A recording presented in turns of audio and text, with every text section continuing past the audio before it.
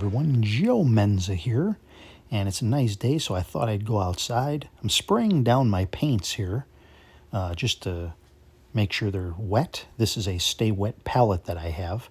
It seals, so they stay wet for the most part, but when you open your palette, it tends to get dried out.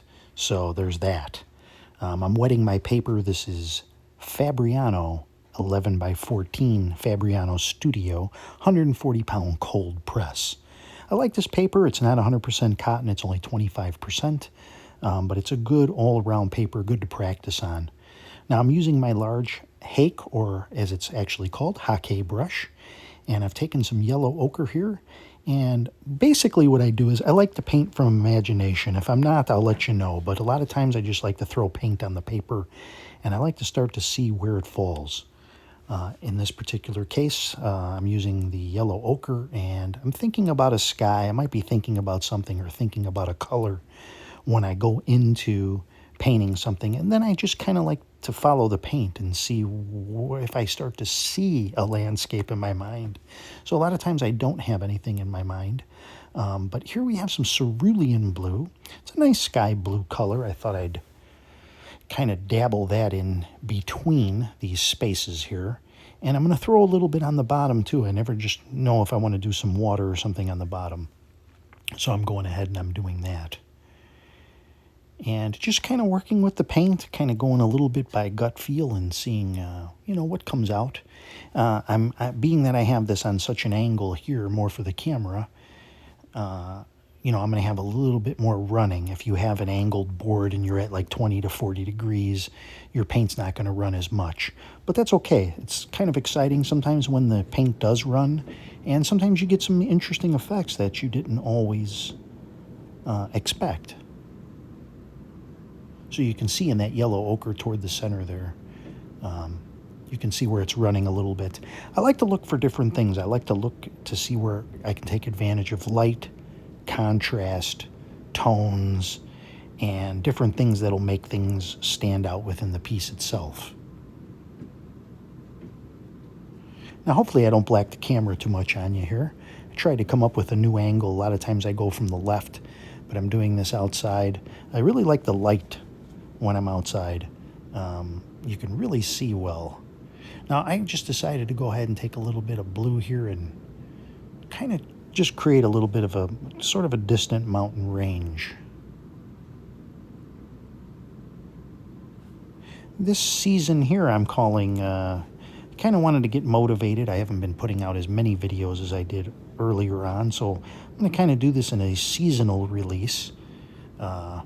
Taking a little page out of like Netflix and those places, do some videos here. We'll do a season. I'll try to record as many videos as I can.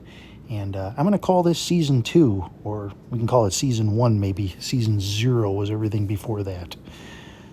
And this is the Fast and Loose series, and I hope after watching a few of these that you are able to turn out a landscape that you're happy with. Anyone can do this. I want to stress that. This is not something you're born with. This is not something that you fall out of bed one day and suddenly you can paint. A lot of people will say you're talented. Talented implies that somebody has some sort of gift. You may have a gift of passion for this that you might not ordinarily have. But anybody can learn to do this. If you have looked and seen my first painting, it was very, very crude, and it takes time. It takes a few paintings to put this together. Just to go over a little bit here, I did a little burnt umber mixed with a little raw sienna, or burnt sienna. And now I'm doing a little rock scraping here. This is with a plastic card. If you haven't watched some of my other videos, use the edge of a plastic card, preferably one that's very smooth. Not all cards are created equal if you're having trouble with this. You put on enough paint, let it dry for just maybe 20 seconds or so, and then you come back with your card and you can create some nice textures. Now your paper also plays a role in this too. Your paper, if it has more grain to it, it will work better. If it's very smooth paper, like a Canson XL, it's not going to work the same as what you see here. And now I'm coming back in with my brush again, and I'm just putting in some darks, just tapping in a little bit of Payne's Gray with burnt umber, just to darken those grooves. As I said, you don't need any special talent from birth or anything like that. It'll take you a few paintings to kind of get the hang of it a little bit. But painting loosely using this particular brush, a method that was more or less pioneered by Ron Ranson, is a way for you to be able to paint in a loose manner without fussing, without worrying about details. We're going for shapes in this, and hopefully by the end of this season, you will have some success and some victories. You're not going to like every painting you do, but give it some time. You are going to have some. Victories and some successes, and it will come with time. It's only paper. Now here you'll see me do this from time to time. I come in with my spray bottle. This particular spray bottle is what they call a continuous spray bottle. You'll see places use it like hair salons and such, and you put water in there. And it's nice because it creates a very fine mist. Now I have other water bottles that will create more blobs. There's just different times, different things. There's a lot of different special effects you can put into each painting. You can flick with a toothbrush, little spots and things. There's so many things to run through your mind and have this catalog of different techniques and ideas, and it takes a while to process those and remember those as you're doing this. But really, the best way to do this is quickly. Do a watercolor painting quickly. Maybe give yourself 15, 30 minutes at most. And if you're outside, you're going to, your things are probably going to dry a little bit quicker depending on the humidity. Now, in this particular case here, I'm trying to open this up a little bit. I just want a little bit more white to show.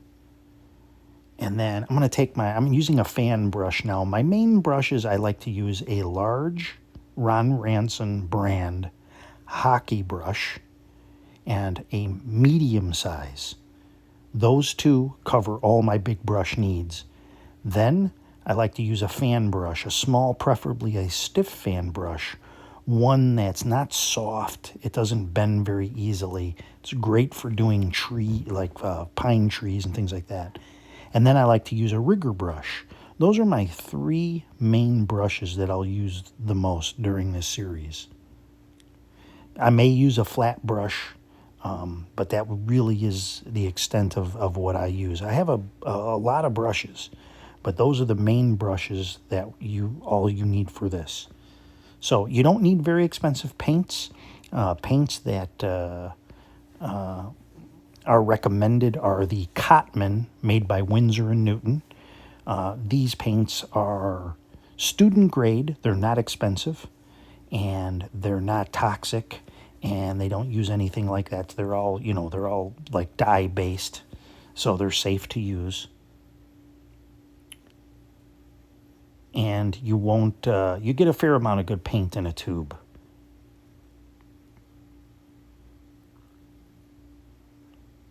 So now here I'm just going in and I'm adding details. Most of this painting is really done. It's been said if you start looking for things to do in a painting, you're pretty much done. But it doesn't hurt to stand back, take a look at your painting and say, what could I use here? Could I use a tree or, something that, we'll go over these things, these points as we go along. There'll be a variety of points from, your composition to tone values and things like that we'll cover as they come up. And, it'll take a few paintings to really cover each one of those. We're not going to do one painting and become an expert overnight. Okay, so now we're at a point where I start looking at what is any problems in this painting? Is there anything I can kind of fix?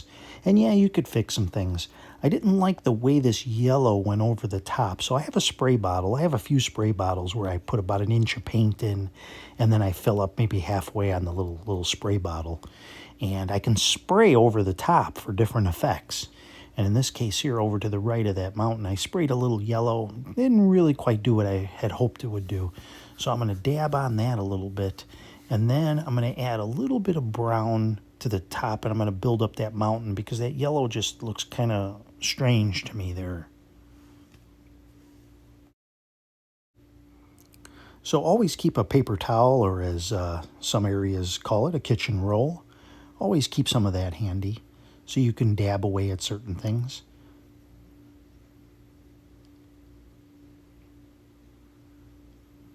And I'm just dabbing away at this a little bit just to soften that up a little bit. Now you could very well leave this, but I figured I'd show you, you know, if this was like blue or something that looked like more clouds, you could probably get away with it. So I'm re-wetting it with my bottle, and I'm just going to dab away at some of that. And if it doesn't really go away, then I'm going to go ahead, I'm going to put this brown over the top. It's a little better. So I'll stand back and I'll look at it and I'll see, you know, what else can I do with it. If you're very careful, you can dab away certain things.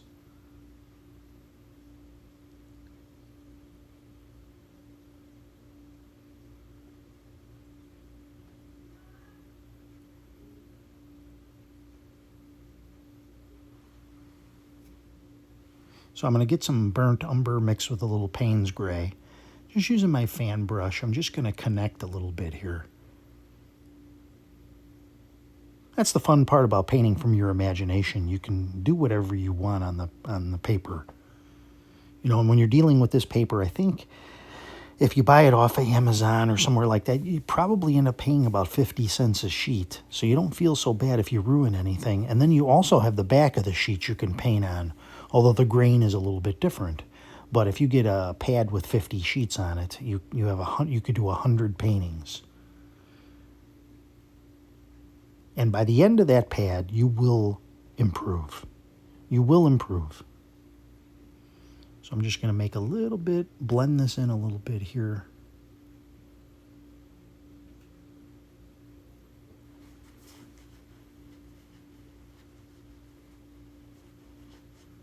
See, when I first started doing watercolor, I didn't realize there were things you could fix. If you re-wet some areas, you dab some things off. There's things that you can do. When I did my first ones, I didn't touch it. It was like, oh, you can't do anything with this. But as you get more comfortable with the medium and the paper, you'll notice that, hey, I can do this, or, you know, you'll be motivated by something that really bugs you to change. And that's where you will learn through experimentation how far you can push something like this.